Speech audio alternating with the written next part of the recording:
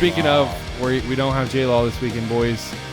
That's kind of sad. He'd probably be right here with us too, playing Counter-Strike later on. Counter-Strike, wow, that's a legendary game. Jay was good at that game back in the day, but apparently it's bummer, sad. What are you guys feeling about the J-Law not coming? Bummed. I didn't know if I expected him to make it through the whole season, but I did think he'd make it to the first round at least. I thought he would make it to the season. Yeah. Just bummed.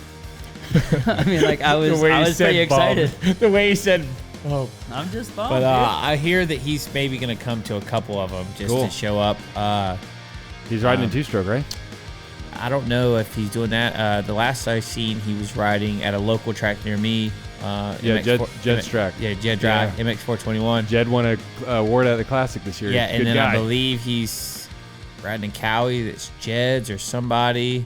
And he's kind of like you. I'm pretty sure he rides whatever bike he can actually get on. Yeah, Jed said he's going to show up to a couple, do a couple of this, couple of that. So it sounds like a loose program, but that's fitting. So he was riding at Club. Did you get to see him ride at all? No, I didn't go when he rode at Club. And then I know the boys said he rode the sand track mostly, I believe, and then finally stepped into the Supercross track and started to kind of get that feeling, but then I think it was just clipped. As quick. Yeah. What was the word on the street? Was like I'm sure it would have taken him a while to get acquainted to a Supercross track, especially Arenacross maybe a little bit faster, but like, did he still have speed on outdoors? Do you know?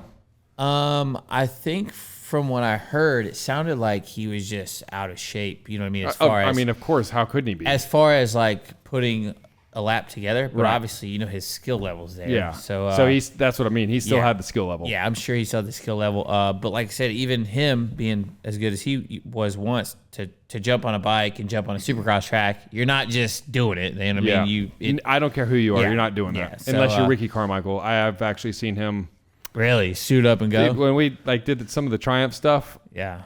Hey, dude, do you want a warm-up lap? Nah. We're like, did you see the video of was it Wyndham? I think Wyndham was coaching someone. Oh yeah, and then does it drag him back? Yeah, clothes, no helmets, dragon backs right off.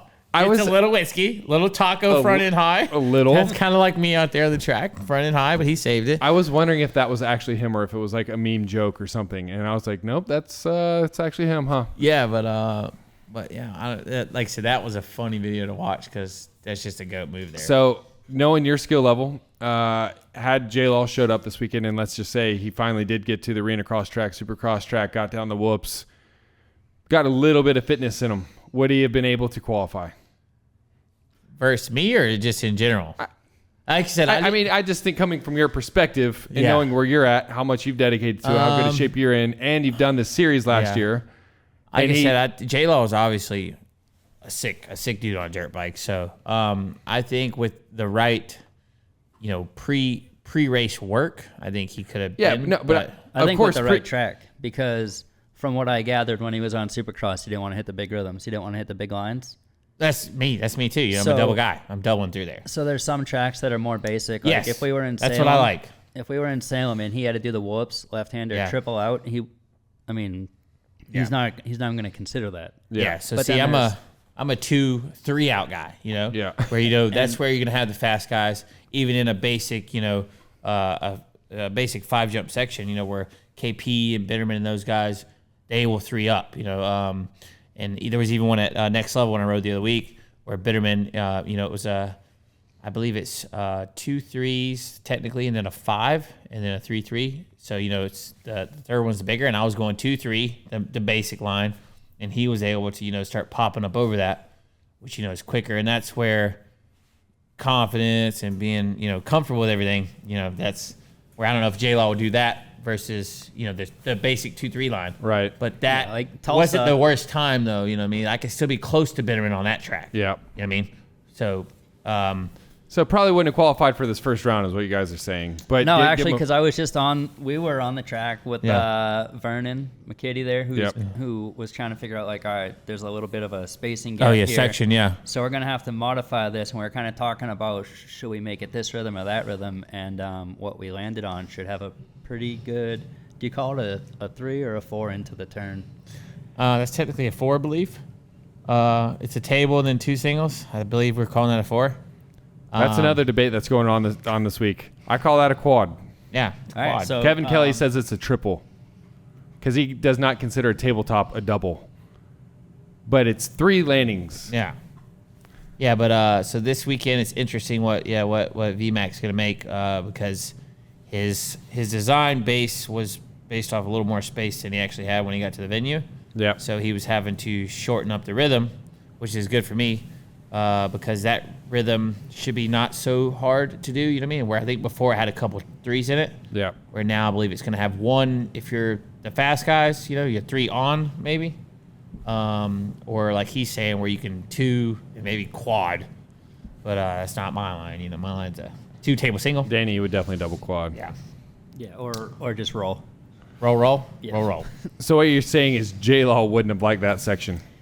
It would have been a tough week. And then obviously, But I did think about it, and like from the the footage I dirt's saw, soft though too. Yeah.